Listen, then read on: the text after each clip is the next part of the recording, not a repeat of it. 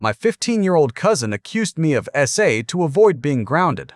9 years later, she finally confessed. 9 years ago, my entire family blocked me after my cousin accused me of graping her when she was a kid.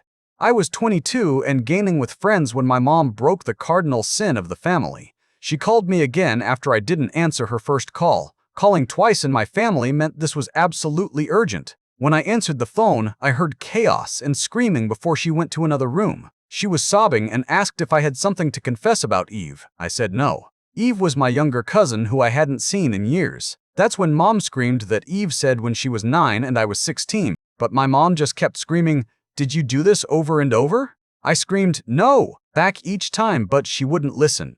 The call ended with both parents on speaker saying that they never wanted to see me again. My sisters texted calling me disgusting, then blocked me. I tried calling everyone, but they all blocked me immediately. My dad sent one final text telling me to stop contacting them. The next year destroyed me. I waited every day for police to arrest me. I stopped eating and failed at job interviews. I started drinking heavily and doing oxy. I got violent but lived alone, so I just destroyed my apartment. When neighbors called cops about me smashing glasses, I convinced them I dropped it.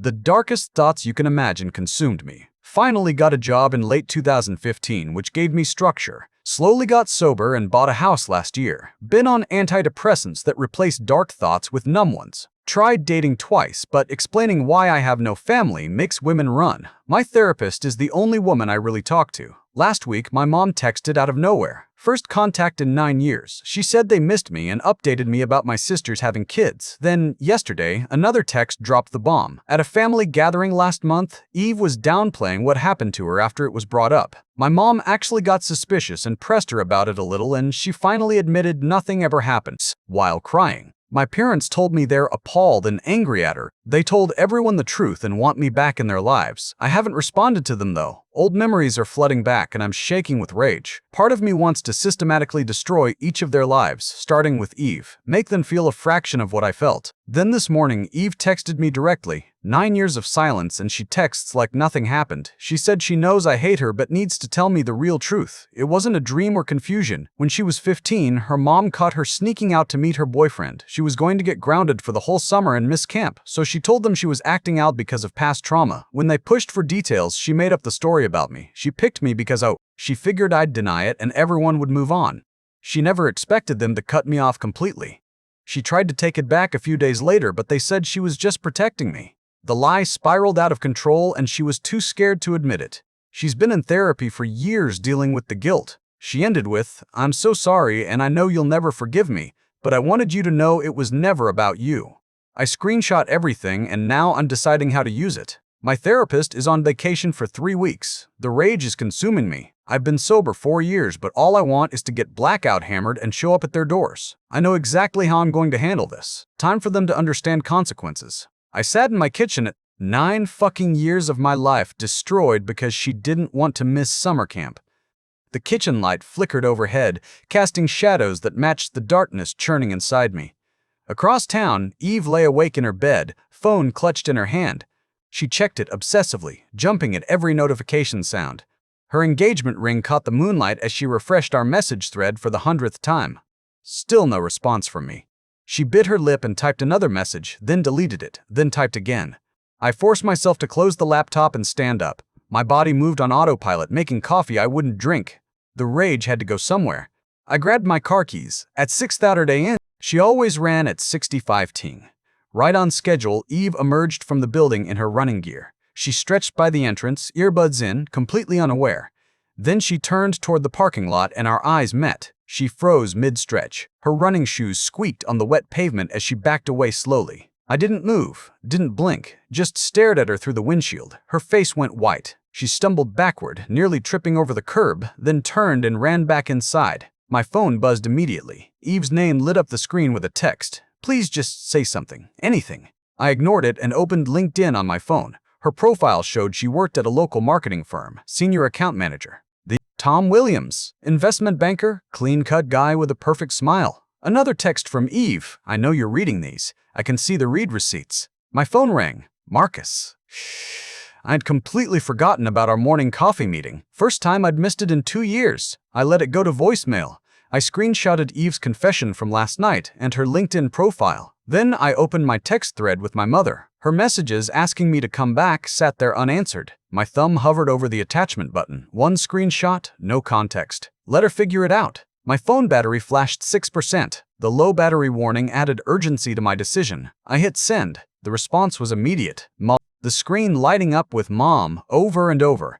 I pulled into the warehouse parking lot and my stomach dropped. Eve's white Honda sat in visitor parking. What the fuck was she doing at my job? Inside, I saw her through the office window, talking animatedly to my boss. She dabbed at her eyes with a tissue. My boss, Bill, had his concerned face on, the one he used when someone's grandmother died. I clocked in and tried to walk past the office, but Bill spotted me and waved me in. Eve wouldn't look at me. Bill pulled me aside near the water cooler. His voice was low and sympathetic. "Hey, I'm sorry to hear about the death in the family." Eve explained everything. "Take whatever time you need." I kept my voice controlled and left. He glanced between Eve and me. Eve finally looked at me, eyes wide and pleading. "I was just worried about you. You weren't answering anyone's calls." I walked away without another word and headed to my station. Bill followed me, clearly unsettled, but I just started my shift inventory like nothing happened. Eve left quickly after that. During my first break, my phone had blown up with Facebook notifications. Eve had messaged my work friends, claiming she was worried about my mental health. She asked them to check on me, said I'd been acting strange and the family was concerned. Jake from shipping approached me at the loading dock. "Hey man, your cousin stopped by. She seemed really concerned about you, such a caring cousin. You okay?" My jaw clenched. I hadn't looked at Eve's profile in months. Her 2015 posts were still public. There it was, her survivor post from right after the accusation. Hundreds of supportive comments, people calling her brave, offering prayers. One comment from 3 weeks ago caught my eye. Tom Williams writing about being proud of her strength. My phone buzzed. Unknown number. I almost ignored it, then saw the preview. "This is Tom Williams. I know the truth now. We need to talk." Before I could process that, another text came through. Dad this time. "Your mother is hysterical. Eve says you've been stalking her for months. We're considering a restraining order." I wanted to throw my phone through, calling me her favorite cousin when I visited from college. Her last message to me before the accusation, asking me to bring her a souvenir from university. My phone rang. Human Resources Department. I let it go to voicemail and listened immediately. "This is Janet from Human Resources. We've received a concerning email about you from a family member. We need to schedule a mandatory meeting for tomorrow morning to discuss some allegations about your stability and history. Please call me back to confirm." I walked back inside and my supervisor, Mike, pulled me aside. "Hey, heads up, that woman who was here earlier sent some pretty serious emails to HR. She seemed very convincing. Mentioned something about violence toward women. Just wanted you to know, not to their house." I wasn't ready for that, but to Mrs. Chin's house next door. She'd always been kind to me, even sent a card saying she didn't believe the accusations. Mrs. Chin invited me in for tea. Her hands shook as she poured, whether from age or nervousness, I couldn't tell. "Your parents told everyone you've been getting help for your problem," she said quietly. "But I never believed you had a problem to begin with." That evening, I created a throwaway email account from the library computer. I attached the screenshots of Eve's confession and sent them to Tom Williams' work email, which I found on his company website. Then I immediately deleted the account. At 11:30 p.m., I couldn't help myself. My phone lit up with a text from Eve. "I'm telling everyone you doctored those screenshots." I was still sitting in my car processing that when headlights pulled up behind me. I tensed, ready for confrontation. But it was Amy, my sister Amy. She got out of her car, and even in the streetlight I could see her mascara was streaked. She knocked on my window. I rolled it down but didn't say anything. "Mom showed me the screenshot," Amy said, her voice shaking. "I've been thinking about that time Eve lied about me stealing her iPad. Remember? She was so convincing, even had details about when and how I did it. Then we found it under her bed a week later." She glanced at my passenger seat and noticed my packed gym bag by the door.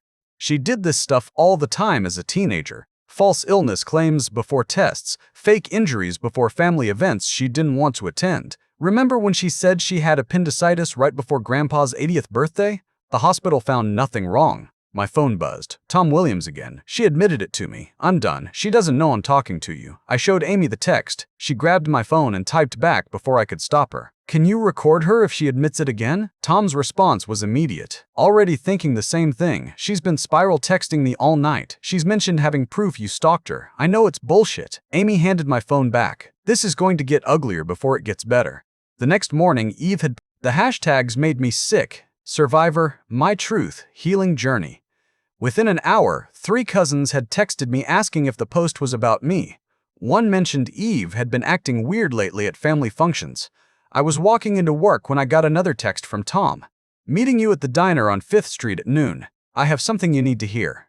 I arrived at the diner early and took a booth in the back corner. My hands wrapped around a coffee cup I didn't intend to drink.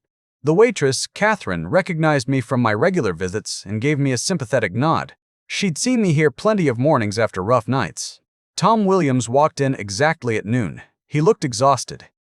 He showed me a voice recording app with dozens of files dated from the past 2 nights.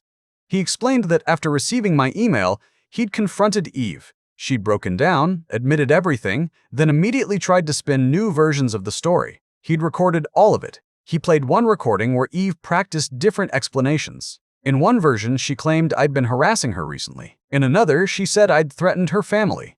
Each iteration got more elaborate, more damaging. The manipulation was methodical, calculated. Tom handed me a folder with printed emails between Eve and her best friend, Chloe. They discussed contingency plans for if the truth ever came out. Eve had written detailed strategies for me, scanning the room frantically. Catherine immediately stepped in her path and loudly announced she didn't serve liars. Eve's face flushed as other patrons turned to stare. She spotted us and tried to approach, but Catherine physically blocked her. Eve left quickly, but not before shooting me a look of pure hatred. My phone buzzed with a text from my sister Bella. Amy had brought her to my house that morning. She wanted to talk. I met them at my place after leaving the diner. Bella was crying before she even got inside. She pulled out a journal from 2015 and handed it to me with shaking hands. She'd documented Eve's behavior patterns throughout their teenage years. Lying about teachers, faking panic attacks, manipulating family members for attention, but had been too scared to speak up. The family's reaction had been so severe, so immediate. She'd convinced herself she must be wrong. That afternoon, I got a Facebook message from Rachel, Eve's college roommate. She'd seen Eve's Instagram post and recognized the manipulation tactics. She had her own proof, screenshots of Eve bragging about destroying someone who'd crossed her. The messages were from our sophomore year of college. Eve had written detailed plans about how she'd ruin someone's life if they ever ignored her. One message made my blood run cold. My cousin learned not to ignore me. I responded carefully to Rachel, maintaining a professional tone despite my rage. She offered to send everything she had. Within an hour, I had to deal with the HR complaint. I wrote a measured response, CCing a lawyer friend who'd offered to help. I explained the situation factually, included the evidence of Eve's confession, and maintained complete professionalism. My coworkers noticed my calm demeanor and started asking questions. Word spread quickly through the warehouse about what was really happening. Eve's desperation was escalating. Tom informed me she'd been placed on administrative leave from her marketing firm after he'd shared information about her history of false allegations. Their wedding, scheduled for 3 weeks away, was obviously canceled. She was spiraling. That evening, I was at the grocery store when I felt someone watching me. I turned to see my mother at the end of the. She was wearing the necklace I'd given her for her 50th birthday. Before we could talk more, Eve appeared from the next aisle. She'd been following my mother. Eve immediately started talking loudly about how I was manipulating everyone, how I'd doctored evidence. Other shoppers began staring. I stayed silent, remembering the security cameras overhead. My mother looked between us, her face crumbling as she saw Eve's mask slipping. Eve then made an unexpected move. She offered me $50,000 from her trust fund to leave town and start fresh somewhere else. She said it loud enough for others to hear, framing it as generous compensation for a misunderstanding. I pulled out my phone and started recording, making she wanted to talk. Something wasn't adding up with Eve's constantly changing story. We agreed to meet at a neutral location the next day. Tom continued to be a valuable ally. He revealed that Eve had been in therapy since college for compulsive lying and manipulation. During a previous incident involving false accusations against a teaching assistant, her therapy notes had been subpoenaed. He had copies. The pattern was undeniable. I realized that among the extended family, only my parents and Eve's parents still fully believed her. Everyone else was starting to question the narrative. The family group chat that had been silent for years suddenly came alive with discussions. Rachel sent more evidence. Zach practiced stories about dissociation and false memories. The calculation was chilling. Marcus proved to be a true friend when Eve showed up at my workplace again. She'd waited until she saw me heading to the loading dock. Marcus physically placed himself between us, blocking her from entering. He called security while maintaining his position. He told her he knew a predator when he saw one, and it wasn't me. She left before security arrived, but not before several coworkers witnessed her harassment. That night, Marcus shared his own story. He'd been falsely accused by a family member years ago. He recognized the patterns, the manipulation tactics. We spent hours developing a plan to expose Eve safely, without endangering actual survival. It was about truth and protecting others from her manipulation. We agreed to handle everything privately, documenting each interaction for protection, but not weaponizing social media. 2 days later, Eve cornered me at a gas station. I was filling up when she appeared beside my car.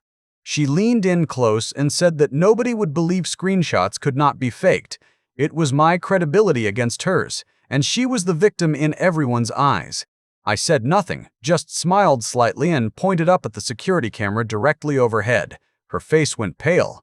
Tom compiled his recordings and created a notarized statement about their conversations. Eve's best friend Chloe blocked her on everything after Tom shared the truth with her. She sent me an apology, saying she'd always felt something was off but had chosen to believe her friend. More family members started reaching out, sharing their own doubts and observations from over the years. Amy created a group chat with family members who believed me. She shared Bella's journal entries. The extended family group chat exploded with discussions. Sides formed, but momentum was shifting toward the truth. Eve's supporters went silent one by one as evidence mounted. I scheduled an emergency session with my therapist's colleague. She helped me plan responses that would protect my sobriety while seeking justice. We worked on strategies for handling. Everything came to a head when Eve showed up at my house at 2:00 a.m., hammered and banging on my door. She screamed that I'd ruined everything, that I'd destroyed her life. I called Marcus and Tom immediately. They arrived within minutes to witness and document her behavior. Eve's erratic actions escalated. She kicked my door, threw a rock at my window, and screamed threats. My elderly neighbor came out and told her this wasn't the first time she'd seen Eve act this way. Several other neighbors watched from their windows. Marcus recorded everything while Tom called the police. When officers arrived, Eve tried to claim I'd invited her over and then locked her out. But with multiple witnesses and her obvious intoxication, her story. Eve's employer called Tom to inform him that, after an internal investigation, they'd placed her on permanent leave. Her history of false allegations and the current situation made her a liability. Word had spread through their professional network. Mrs. Chen revealed something unexpected. She'd overheard Eve's parents in 2019 discussing plans to check on me, to see if I'd changed. She had doorbell camera footage of them sitting in a car outside my house watching. They'd known where I was for years but had chosen to maintain the estrangement. I made sure Tom had support through his friend group while maintaining boundaries about not targeting Eve vindictively. I suggested he join a support group for partners of manipulators. He took me up on it and found it helpful. They introduced me to their children, my nieces and nephews I'd never met. The pain of lost time was overwhelming, but the joy of reconnecting helped balance it. Family members who'd believed me from the start began reaching out with apologies for not speaking up. They'd been afraid of being cast out too. The family dynamic had been ruled by fear of exclusion, and Eve had weaponized that perfectly. Eve tried one more manipulation. She sent a group text claiming I was turning everyone against her, that she was the real victim being gaslit by a master manipulator. But her constantly changing story undermined her credibility. Family members started pointing out the inconsistencies. During a family dinner, for being everyone's favorite, for having the life she wanted, the admission was witnessed by 12 family members. My father saw Eve's true nature when she threatened to destroy me like she had before. His face went white as understanding dawned. The man who'd sent me that final text 9 years ago now saw the truth. He broke down completely. Former family friends who distanced themselves started inviting me to gatherings. Eve was no longer welcome after her behavior became known. The social isolation she'd inflicted on me was now her reality. The HR investigation at my work concluded that Eve's claims were unsubstantiated and appeared retaliatory. Her complaint was officially dismissed. My boss apologized for initiating. A family reunion was scheduled for the following month. Grandma, now 94 and in declining health, wanted everyone there for possibly her last gathering. This became a deadline of sorts. The family had to decide how to handle Eve's presence. More evidence surfaced when Eve's ex-boyfriend from college reached out. She'd falsely accused him of theft when he'd broken up with her. He had a police report proving his innocence. The pattern of false accusations stretched back further than anyone had realized. I compiled a timeline of Eve's lies with dates, witnesses, and documentation. The pattern showed clear escalation over time. What started as small lies for attention had grown into life-destroying false accusations. The family couldn't ignore the leak, changed her story, and eventually started screaming at everyone. Her parents tried to calm her, but she turned on them too. Mom finally admitted she'd known something felt wrong but had been too shocked to think clearly. The detail and emotion in Eve's initial accusation had overridden her logic. She'd chosen to believe her niece over her son, and the guilt was destroying her. A small family gathering occurred without Eve, the first time in 9 years I'd been welcomed back. I sat in my old spot at the dinner table. Everyone was careful not to mention the lost years, but the empty space where those memories should have been was palpable. Eve made one last desperate play. She claimed she was having panic attacks and heart palpitations from the stress. Amy pointed out that Eve had used identical health scare tactics in high school to avoid consequences. Then came another blow to Eve's credibility. Her employer discovered she'd lied on her application about having a master's degree she'd never completed. The investigation into her background had revealed multiple deceptions. She was formally terminated. My relationships with my siblings were fully restored. We had dinners together, shared stories, tried to fill in 9 years of gaps. The pain of lost time would never fully heal, but we were building something new. Through all of this, I maintained my sobriety. Marcus checked on me daily. My therapist's colleague provided crucial support. The urge to drink was there, especially during the hardest. Each lie she'd told to cover previous lies had created a house of cards. Now it was all tumbling down. The family she'd manipulated for nearly a decade was finally seeing the truth. I sat in my car outside my childhood home one evening, trying to decide whether to go in. The house looked exactly the same, but everything had changed. 9 years of estrangement couldn't be erased overnight. But for the first time since that phone call while gaming with friends, I had hoped that healing was possible. The family meeting was scheduled for that evening at Grandma's house. I arrived to find cars already filling the driveway. Through the window, I could see family members gathered in the living room, their faces. My aunts and uncles sat in the same spots they'd occupied 9 years ago when they'd first heard Eve's accusation. The irony wasn't lost on me. Amy squeezed my shoulder as I took a seat.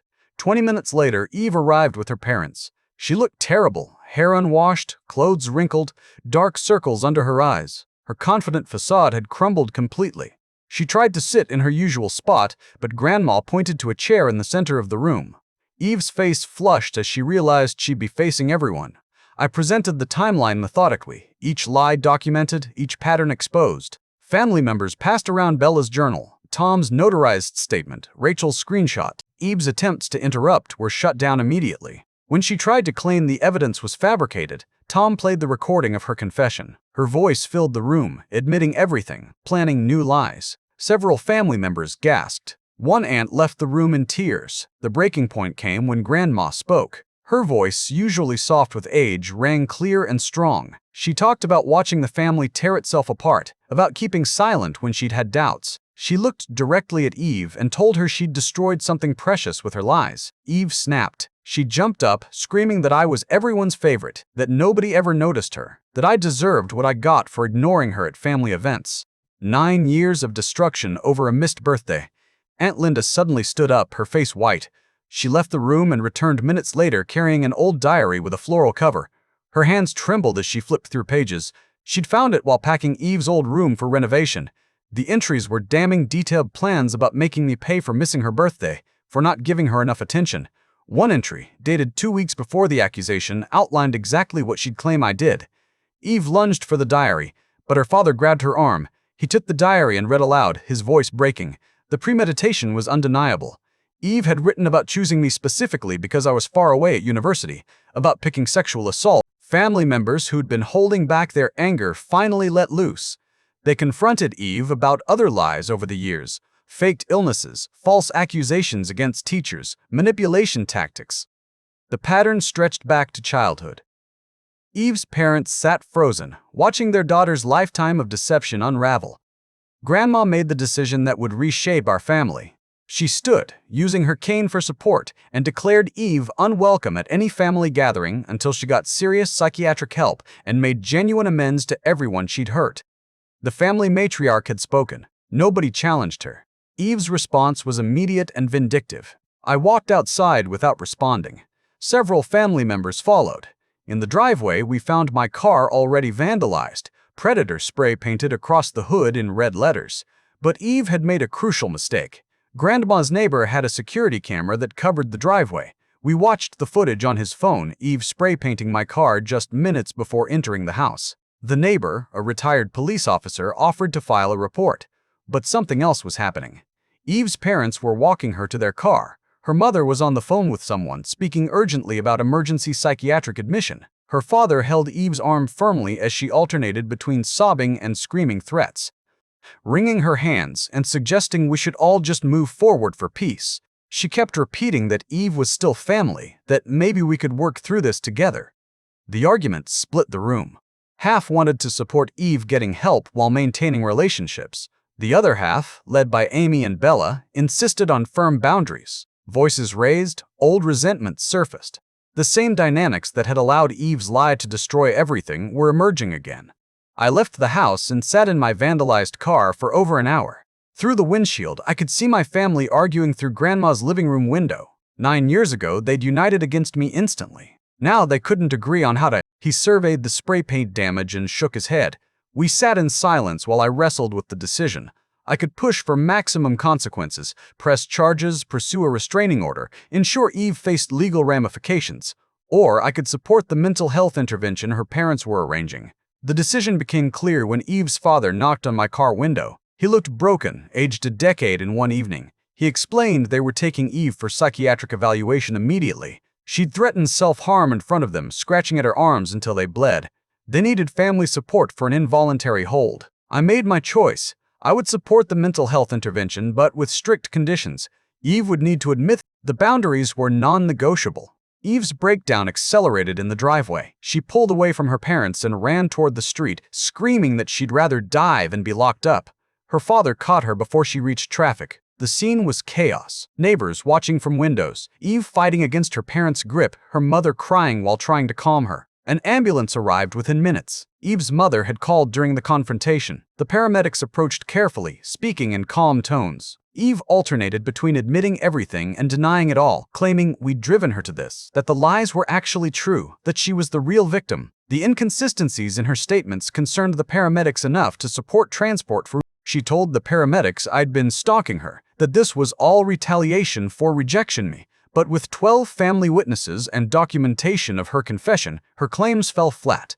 The paramedics had seen enough mental health crises to recognize the patterns. The family reconvened at Grandma's house after Eve left. The earlier arguments dissolved into exhausted silence.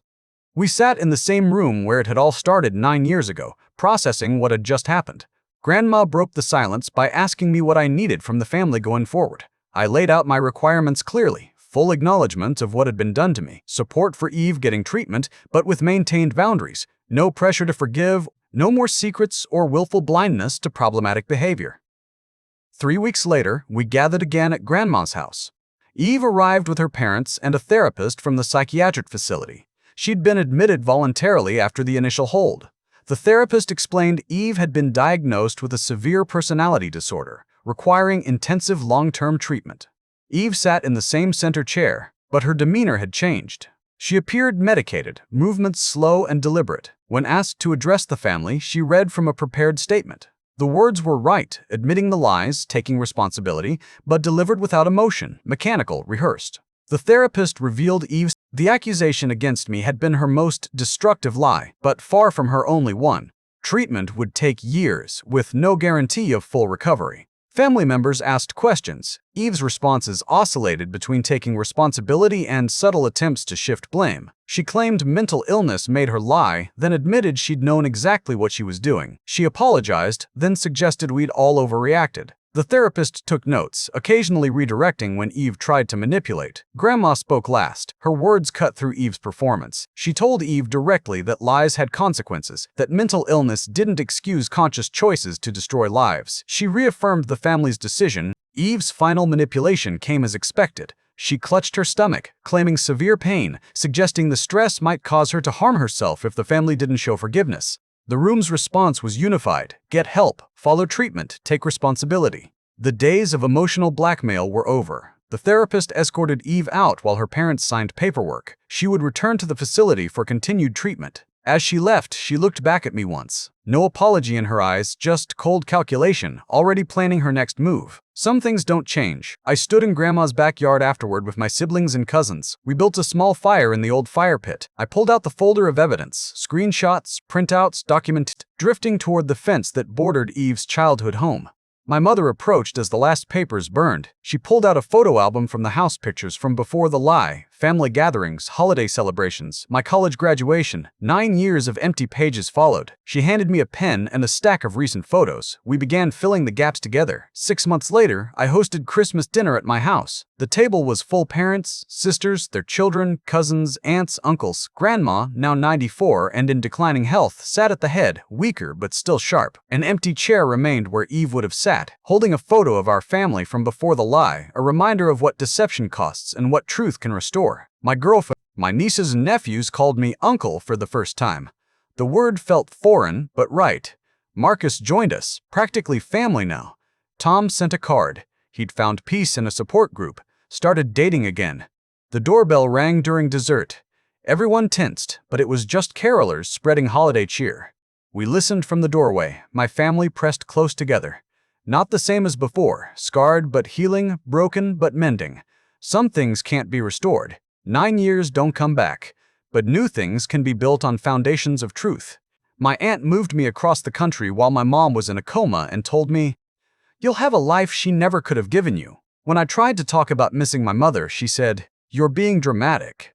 I just stared at her. That was 2 years ago. Last month, she started screaming. She was being framed as police took her away in handcuffs. When I was 16, I was kidnapped by my aunt. My mom was in a coma after getting into a near-fatal car accident. She picked up a cake at the store when I told her I got straight A's, and she wanted to come home and celebrate it with me when someone was drinking and swerved into her lane, which made my mom lose control and drive into a ditch. My aunt got emergency guardianship of me immediately. The weirder, "In time, you'll see it's better this way," or "You'll have a life that Sarah never could have given you." Within a week, she moved me 800 miles away to their mansion and enrolled me at some elite prep school. She bought me a whole new wardrobe and kept telling everyone how she rescued her poor niece from poverty. I went along with it at first because I was 16 and terrified. I let her brag to her friends about how she saved me, about how without her I'd be homeless. I even let her drag my mother's name through the dirt in front of others because I was too exhausted to fight. But then she started to treat my grief like it was some kind of character flaw. Whenever I tried to talk about missing my mother, she would say, "You're being dramatic," or "dwell." I did something for myself and started volunteering at the children's hospital through school. Working with kids whose parents were sick reminded me of who I actually was and helped me bond. These kids needed someone, and I finally felt useful instead of like some trophy Gertrude showed off. That's when everything exploded. Gertrude found out about my volunteering and went absolutely insane. She screamed at me about how it was morbid and unhealthy and how I needed to let go of my stupid clinging to my mom. But I refused to quit. So she threatened to pull me out of school entirely just so I couldn't volunteer. She kept yelling about everything I owed them for their generosity and how everything I have is because I found a folder hidden in my uncle's office with legal documents that made me sick. My mom had a substantial life insurance policy that Gertrude was controlling as my guardian. But worse than that were the hospital bills. Gertrude had been refusing expensive treatments for my mom's recovery, claiming they were unnecessary expenses, treatments that could have helped her wake up. She was literally letting my mother suffer in a coma to save money while buying me designer clothes and bragging about what a hero she was. I used money I'd saved from volunteering to secretly contact a lawyer. I learned I could petition for emancipation and that Gertrude was legally required to continue my mom's treatment. I started documenting everything. Then came 100 were there celebrating what an amazing person she was. During the speech portion, I walked up to the microphone.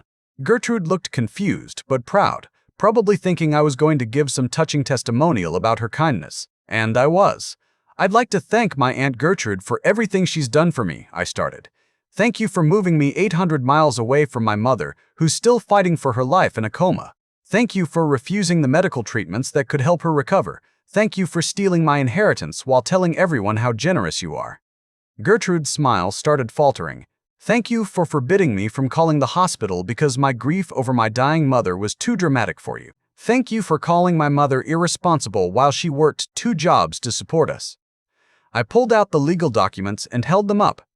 These hospital bills show exactly which treatments you refused and how much money you've stolen from my mother's insurance policy while she fights for her life."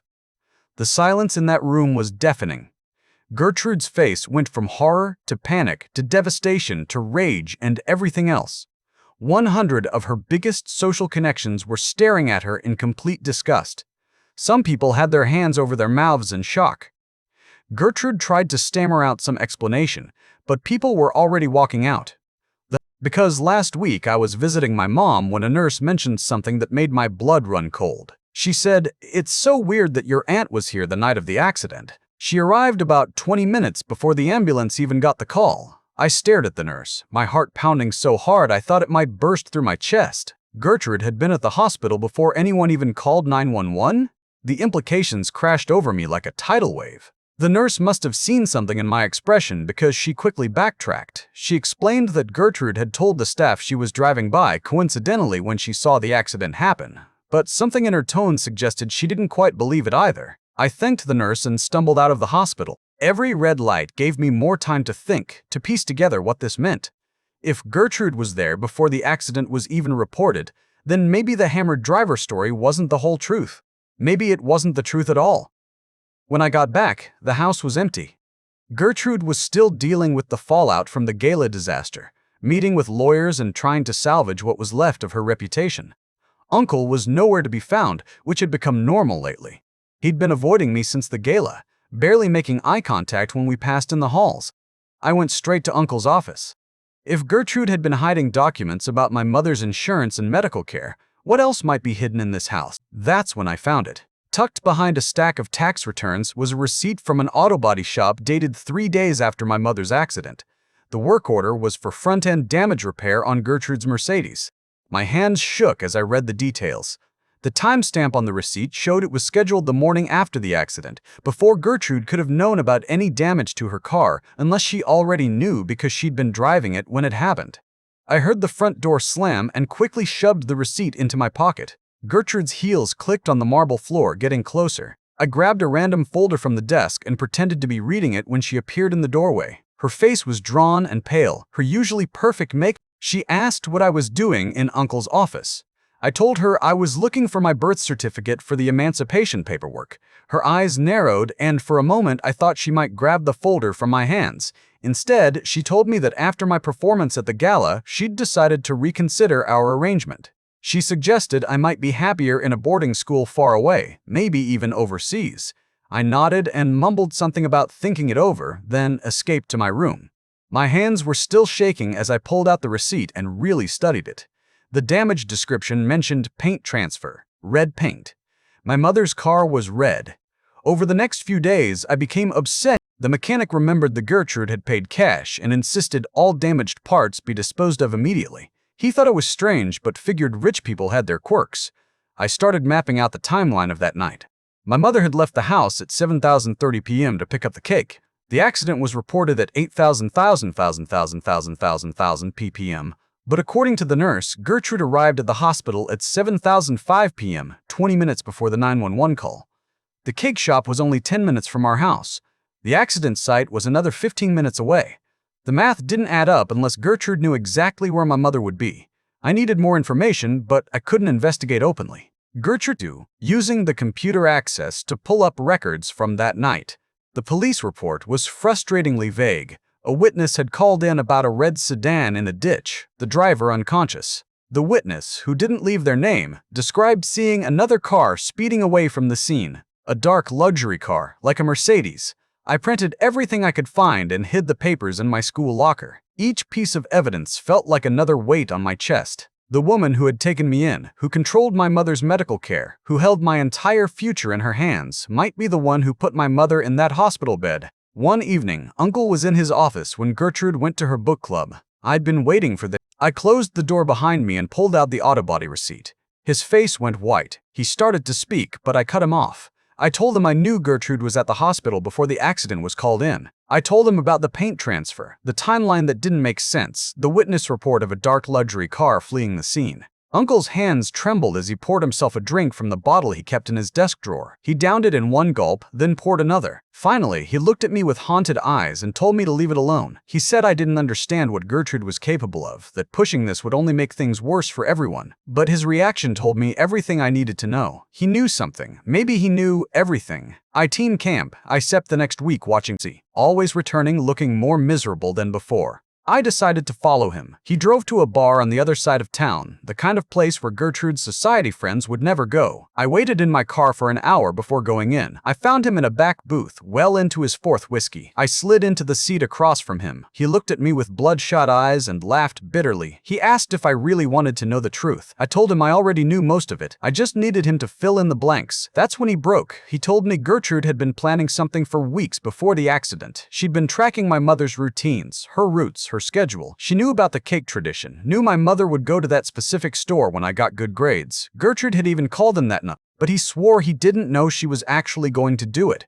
He thought she was just angry, just venting about my mother. He never imagined she would try to kill her own sister.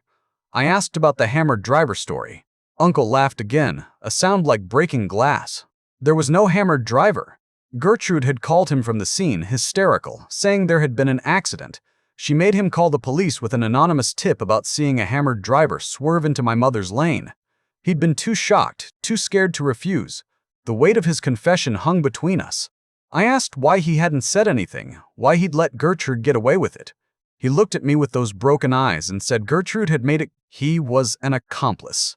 I left him there in that booth, drowning in whiskey and guilt. My mind was reeling, but I knew I had to be careful. Gertrude had already proved she was willing to kill to get what she wanted. If she realized I knew the truth, I could be next. I started building my case methodically. I recorded my conversation with Uncle on my phone, though the audio was muffled by bar noise. I gathered every piece of evidence I could find, the receipt, the timeline, the hospital records. I even went back to the accident site and took photos, looking for any evidence the police might have missed. That's when I found it. Caught in a bush about 20 feet from where my mother's car had gone off the road was a piece of black plastic. It looked like part of a headlight cover.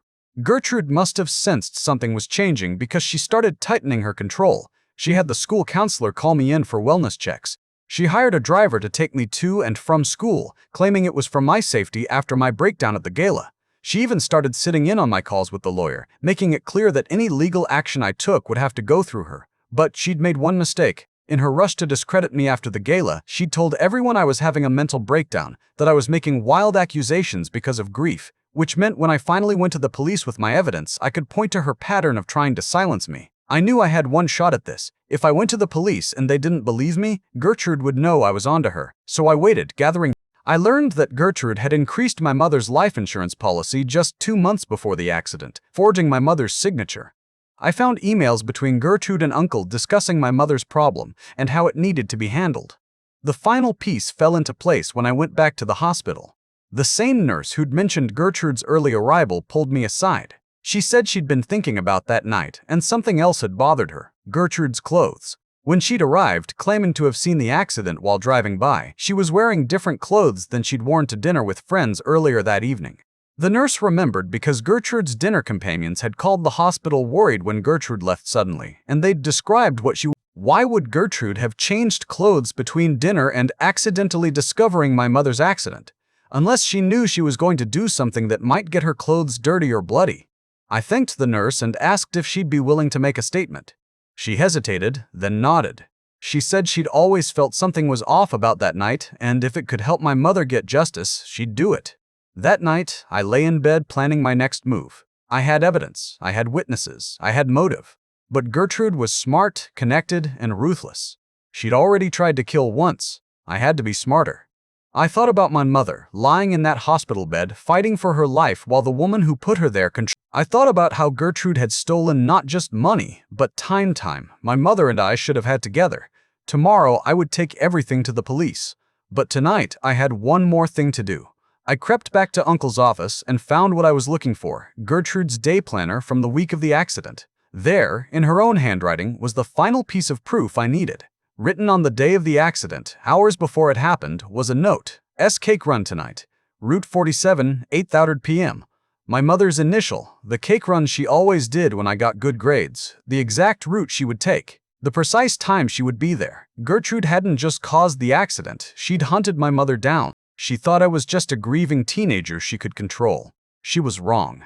As I walked back to my room, I passed Gertrude's door. I could hear her inside, on the phone with someone, laughing about something. She had no idea that her perfect crime was about to unravel. No idea that the niece she'd tried to turn into a puppet had been gathering the strings to bring her down. I thought about the nurse's revelation that started it all. Such a small detail, Gertrude arriving too early. But that one thread, when pulled, had revealed the whole ugly truth. Tomorrow, I would hand that truth over to people who could do something about it. Gertrude had taken my mother from me, had tried to steal my inheritance. Gertrude had money, connections, and a carefully crafted reputation. But I had something more powerful. I had the truth, and I had nothing left to lose. The morning arrived faster than I expected. Gertrude was already in the kitchen when I came downstairs, her perfectly manicured hands wrapped around a coffee mug. She studied me over the rim, and I forced myself to act normal, grabbing cereal and sitting at the breakfast bar. The driver she'd hired was already waiting outside, ready to take me to school and ensure I didn't deviate from her approved schedule. At school, I slipped away during lunch and used the payphone to call the police station. The detective who answered listened patiently as I explained this was really happening. The rest of the school day crawled by. Gertrude's driver was waiting exactly where he always was, and I climbed into the back seat without protest. But when we reached the first red light, I opened the door and ran. I heard him shouting behind me, but I didn't look back. I ducked into a crowded shopping center, weaving through stores until I was sure I'd lost him. The coffee shop was nearly empty when I arrived. Detective Rodriguez was already there, a tired-looking man in his 50s who introduced himself with a firm handshake. I spread my evidence across the table, explaining each piece, the receipt, the timeline, the photos from the accident scene. He examined everything carefully, taking notes. After it ended, he gathered up all my evidence and told me he'd need to bring me to the station for a formal statement. He also said they'd need to re-examine the accident scene and my mother's car. My phone buzzed constantly as we drove to the station, Gertrude calling, texting, demanding to know where I was. I turned it off. At the station, I spent hours going through everything again, this time with a recorder running. Other detectives joined us, asking questions, clarifying details. They seemed especially interested in the insurance policy changes and Gertrude's presence at the hospital before the 911 call. It was dark when they finally drove me back to Gertrude's house. Detective Rodriguez walked me to the door, handing me his card. He told me not to discuss the investigation with anyone. Her face, a mask of controlled fury. She demanded to know where I'd been, why I'd run from the driver, why the police had brought me home. I told her I'd gotten scared and gone to the police about a boy who'd been bothering me at school. She didn't believe me, I could see it in her eyes. But she couldn't prove I was lying. The next few days were tense. Gertrude watched me constantly, even having the housekeeper sit outside my room at night. She went through my things while I was at school, though she didn't find anything since I'd given all my evidence to the police. Uncle avoided both of us, spending more time than ever at his office or the bar. Then Gertrude made her move. She announced she'd enrolled me in a boarding school in Switzerland, saying it was for my own good, that I clearly needed more structure and distance from my mother's situation. I locked myself in the bathroom and called Detective Rodriguez from the phone I'd hidden in the toilet tank. He told me to stall, that they were close to making an arrest but needed more time. He said under no circumstances should I get on that plane. When I came out, I told Gertrude I felt sick. She didn't care. She supervised as the housekeeper loaded my suitcases into the car, then guided me firmly to the back seat. The driver started the engine, and I knew I had to do something drastic. As we pulled out of the driveway, I grabbed the door handle and threw myself out of the moving car. I hit the pavement hard, rolling to absorb the ignoring the pain in my scraped knees and palms. I ran to the neighbor's house and pounded on their door. Mrs. Chen answered, and I begged her to call the police, saying Gertrude was trying to kidnap me. She let me in, locking the door behind us. Through the window, I could see Gertrude arguing with the driver, gesturing wildly at Mrs. Chen's house. The police arrived within minutes, not just a patrol car, but several vehicles, including Detective Rodriguez. They went straight to Gertrude, who tried to explain that she was my legal guardian and was simply taking me to school. But the detective had a warrant. They were arresting her for attempted murder, fraud, and falsifying evidence. Gertrude's composure finally cracked. She screamed that I was lying. She turned to look at me, and the hatred in her eyes made my blood run cold. Uncle came home to find police searching the house. When they told him Gertrude had been arrested, he collapsed into a chair. They questioned him for hours, and eventually, he broke down completely, confirming everything he'd told me at the bar and more. He admitted to helping stage the accident scene, to making the false witness call, to helping Gertrude forge documents. The investigation moved quickly after that. They found Gertrude's car in a storage unit she'd rented under a fake name. Despite the repairs, forensic experts found evidence of the collision with my mother's car. They found my mother's blood on the undercarriage. They found Gertrude's hair, how to stage accident scenes, how long people could survive in comas. She'd looked up my mother's routes to work, to the grocery store, to everywhere she went regularly. The planning had been meticulous and cold. The medical examiner reviewed my mother's injuries with new information. The pattern of trauma was consistent with being struck by another vehicle first, then crashing into the ditch. What had been attributed to the accident could now be seen as evidence of assault. I moved in with Mrs. Chen temporarily while the legal system sorted everything out. She was kind, making me tea and letting me cry on her couch. I visited my mother every day, now that Gertrude couldn't stop. Gertrude's lawyer tried to arrange a plea deal, but the prosecutor refused. The evidence was too overwhelming, the crime too heinous. Gertrude tried to claim mental illness, but psychological evaluations found her competent to stand trial. She'd known exactly what she was doing. Uncle was arrested too, charged as an accomplice. He cooperated fully, providing more details about Gertrude's planning. He revealed that Gertrude had been embezzling from my mother for years before the accident, using her position at the family business to hide the theft. When my mother discovered it and threatened to go to the police, Gertrude decided she had to be eliminated. The news of Gertrude's arrest spread through her social circle like wildfire. The same women who'd honored her at the charity gala now shared her cruel comments about family members, the way she'd always needed to control everything and everyone around her. I found out Gertrude had done this before.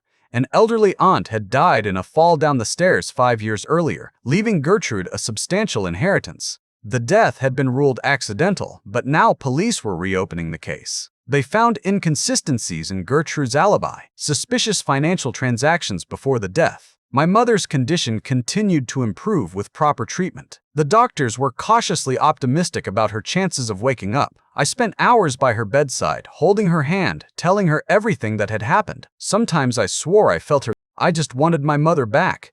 I wanted Gertrude to pay for what she'd done. The investigation revealed more victims.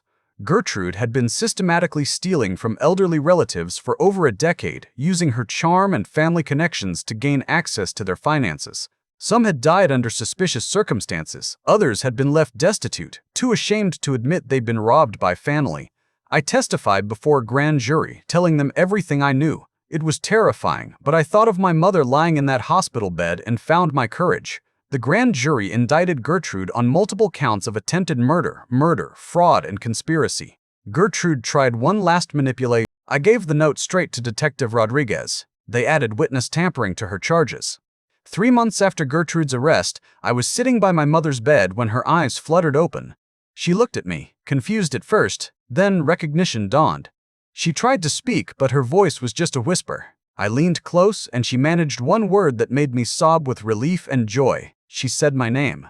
The recovery was slow. My mother had to relearn many basic functions, but she was alive, she was awake, and she remembered. She remembered the night of the accident, too. She told the police how Gertrude had run her off the road, how she'd seen her sister's face through the windshield just before impact. Gertrude's trial date was set, but they had physical evidence, multiple witnesses, and a clear pattern of criminal behavior spanning years. I was placed with a foster family while my mother recovered. They were nice people who gave me space to process everything that had happened. I continued volunteering at the children's hospital, finding comfort in helping others through their own family medical crises. The other families Gertrude had victimized began coming forward. A cousin whose mother had died mysteriously after Gertrude became her caretaker, an uncle who'd lost his life savings to Gertrude's investment schemes.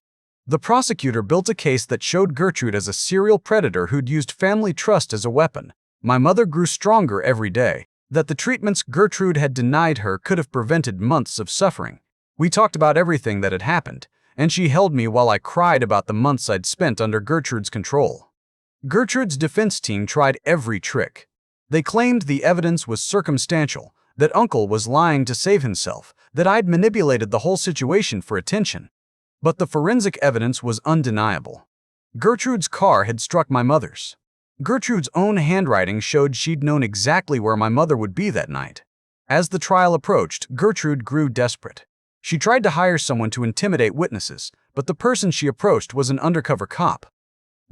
Working with the prosecutor to understand what would happen in court. They warned me it would be brutal, that Gertrude's new lawyer would attack my character, my motives, everything about me. But I was ready. Gertrude had already done her worst to me. My mother was released from the hospital just in time to attend the trial. She was in a wheelchair still, but her mind was sharp. She would testify too, telling the jury how her own sister had tried to murder her for money. The betrayal cut deep, but she was determined to see justice done. The night before the trial began, I couldn't sleep. I thought about everything that had led to this moment. My straight A's that had triggered a celebration that never happened. The months of manipulation and I looked at the photo of my mother and me that I'd managed to save from Gertrude's house. We were smiling, happy, before any of this had happened. Tomorrow, I would fight to get justice for that woman in the photo, for the months of suffering Gertrude had caused, for all the families she'd destroyed in her greed. The truth was about to be told in court, and Gertrude would finally face the consequences of her actions. I was ready to tell my story, to show the world who Gertrude really was beneath her perfect facade. The woman who'd kidnapped me, who'd tried to kill my mother, who'd stolen from our family for years, was about to learn that her crimes had finally caught up with her. The morning of the trial arrived with an unseasonable chill. My foster parents drove me to the court. Gertrude's defense team was already there, huddled on the steps. They scattered when they saw me approach. Inside, the prosecutor walked me through the courtroom layout one more time. I memorized where I would sit, where Gertrude would be, where the jury would watch from. The bailiff tested the microphone at the witness stand. Everything felt surreal, like preparing for a play where the stakes were my mother's life. Gertrude entered wearing a conservative suit, her hair pulled back severely. She'd lost weight since her arrest, and her designer clothes hung loose on her frame. When our eyes met, she mouthed something at me. The bailiff stepped between us immediately. The prosecutor's opening statement laid out the evidence methodically. The top, Gertrude's own handwriting proving she knew exactly when and where my mother would be. The jury listened intently, some taking notes. Gertrude's public defender tried to paint a different picture, a grieving sister who'd taken in her orphaned niece, a misunderstanding blown out of proportion by a traumatized teenager, financial decisions made in good faith. But even as he spoke, I could see doubt in the jurors' faces. The first witness was the mechanic from the auto body shop. He described the damage to Gertrude's Mercedes, the red paint transfer, her insistence on paying cash and disposing of all damaged parts. He'd kept photos of the repair on his phone, which the prosecutor displayed on a screen. The front-end damage was extensive, about Gertrude arriving in different clothes than she'd worn to dinner. She described Gertrude's demeanor that night as oddly calm for someone who'd just discovered her sister in a terrible accident. The forensic expert took the stand to explain the evidence found on Gertrude's car. Despite the repairs, microscopic paint chips matched my mother's vehicle. Blood evidence on the undercarriage matched my mother's DNA. The pattern of damage was consistent with a high-speed collision. Uncle's testimony was the hardest to watch. He entered the courtroom in shackles, already serving time for his role in the cover-up. He detailed Gertrude's planning in the weeks before the accident, the surveillance of my mother's routines, the phone call that night telling moving my mother's unconscious body. Gertrude watched it all with an expression of cold fury. Sometimes she would shake her head or whisper urgently to her lawyer, but the evidence kept mounting. Financial records showing the forged insurance documents, Gertrude's computer search history, the pattern of elderly relatives who died or been financially ruined after Gertrude gained access to their assets. When it was my turn to testify, my legs felt weak walking to the witness stand. The prosecutor started with easy questions about my life before the accident, my relationship with my mother, the night she went to buy the cake. Then we moved into the months with Gertrude, her treatment of me, the discovery of the refused medical treatments, the charity gala where I'd exposed her my mental state. He suggested I'd fabricated evidence out of grief and anger. But I stayed calm, answering each question truthfully. When he implied I'd manipulated Uncle into lying, I simply described finding the auto body receipt myself. My mother testified from her wheelchair. Her voice was still weak, but her words were clear. She described seeing Gertrude's car coming at her, the moment of recognition before impact, waking up months later to learn her sister had tried to murder her for money. Several jurors wiped their eyes. The prosecutor presented evidence of Gertrude's other crimes, the elderly aunt who'd died in a suspicious fall, the relatives who'd lost their life savings, a clear pattern of escalating violence. She maintained her innocence, claiming everything was a misunderstanding. She said Uncle was lying to reduce his own sentence, that I was a troubled teenager who'd turned against her after she'd saved me from poverty. But under cross-examination, her story fell apart. She couldn't explain the auto body receipt. She couldn't explain her presence at the hospital before the 911 call. She couldn't explain the evidence on her car. The jury deliberated for less than 3 hours. When they filed back in, I held my breath. Guilty on all counts: attempted murder, fraud, conspiracy. The list went on. Gertrude's face was white as each verdict was read. For the first time since this all began, she looked genuinely afraid. At sentence, spoke about the sister she'd once loved and the monster Gertrude had become. I spoke about the months of manipulation and control, about nearly losing my mother forever. The judge sentenced Gertrude to life in prison without the possibility of parole. As the bailiffs led her away, she turned to look at me one last time. The hatred was still there, but underneath it I saw something else: disbelief that her perfect crime had been exposed by the teenager she'd tried to control. Uncle received 15 years for his role as accomplice. Part of me felt sorry for him, but he'd chosen to help Gertrude rather than save my mother. His children, my cousins, were placed with other relatives. I hoped they would have a better chance than I'd had. The legal battles continued for months. The designer clothes she'd bought me were donated to charity. Every trace of her influence was systematically removed from our lives. My mother's recovery progressed slowly but steadily. Physical therapy helped her regain mobility. Speech therapy restored her voice. Occupational therapy taught her to manage daily tasks again. I moved back in with her once she was released from the rehabilitation facility, returning to our small apartment that Gertrude had mocked. We attended therapy together, processing the trauma Gertrude had inflicted. Some days were harder than others. My mother struggled with survivor's guilt, knowing other relatives hadn't been as fortunate. I dealt with nightmares about Gertrude escaping prison and coming for us. The other families Gertrude had victimized, some had lost parents to Gertrude's greed. Others had lost life savings. But we all shared the bond of surviving Gertrude's manipulation. I returned to my old school, graduating with honors despite everything. My volunteer work at the Children's Hospital had continued throughout the trial, providing stability when everything else felt chaotic. The kids I worked with didn't care about the trial or Gertrude. They just needed someone to read to them, to play games, to be present. College applications asked about significant challenges I'd overcome. I wrote about resilience, about fighting for truth, about the importance of protecting those who couldn't protect themselves. Several schools, understanding the extraordinary circumstances. She tired easily and sometimes needed help, but she was determined to rebuild our life without Gertrude's blood money. We learned Gertrude had filed appeals from prison, still maintaining her innocence.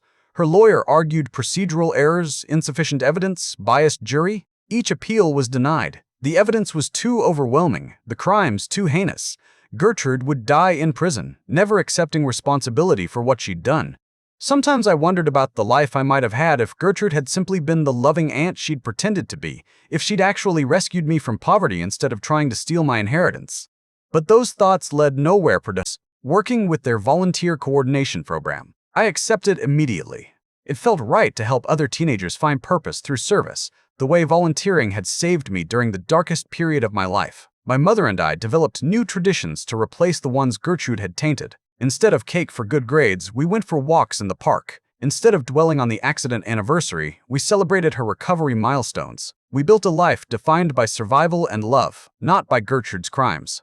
One day, while organizing volunteer schedules at the hospital, I received a letter forwarded from the prosecutor's office. Gertrude had written from prison, not to apologize, but to inform me she'd written a book about her wrongful convictions, finding her claims unbelievable against the court evidence. I threw the letter away without responding. Gertrude had no power over me anymore. She could write all the letters she wanted from her cell. She could maintain her innocence until her last breath.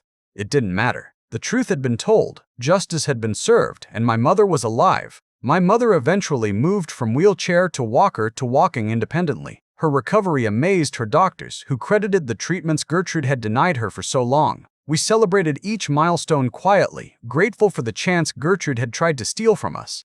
The volunteer program at the hospital grew under my coordination. More teenagers found purpose in helping sick children, and several volunteers told me later that the program had saved them from their own dark paths. As I prepared to leave for college, my mother and I went through our apartment, deciding what I would take with me. We found a photo album Gertrude had given me during those early weeks, filled with pictures of her mansion and elite prep school, all the things she'd said my mother could never provide. We threw it in the trash without ceremony. My mother drove me to college orientation, a journey she wouldn't have been able to make if Gertrude had succeeded. We didn't talk about Gertrude during the drive. Instead, we discussed my class schedule, dormitory arrangements, the volunteer opportunities I'd already researched at the. We both knew this moment almost hadn't happened. Gertrude had almost stolen it from us. But we were here, together, alive and healing. That was the only victory that mattered. As I watched my mother drive away, I thought about the strange journey that had brought me here. From a 16-year-old celebrating straight, as to a survivor of attempted murder and family betrayal. Gertrude had tried to destroy us for money, but she'd failed to understand that our bond was stronger than her greed. I started college with purpose, knowing exactly what I wanted to study and why. Social work with a focus on family advocacy.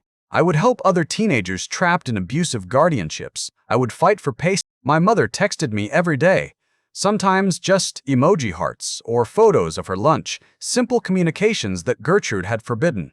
We were rebuilding our relationship one small moment at a time, grateful for each opportunity Gertrude had tried to steal. The other students in my dorm had normal worries about exams and relationships. I helped them with their problems, finding comfort in ordinary college drama. They knew nothing about Gertrude or the trial unless I chose to share, which I rarely did. Here, I could just be a regular student, not the girl who'd exposed her aunt's murder plot. During winter break, I returned home to find my mother had redecorated our apartment, the way it should have been all along. The volunteer work continued throughout college. I expanded the program to include art therapy and music therapy for the children. Local news did a small feature on the program's growth, but I declined to be interviewed. Gertrude had craved spotlight and recognition. I preferred working quietly, making real differences in individual lives. My mother started dating again during my sophomore year.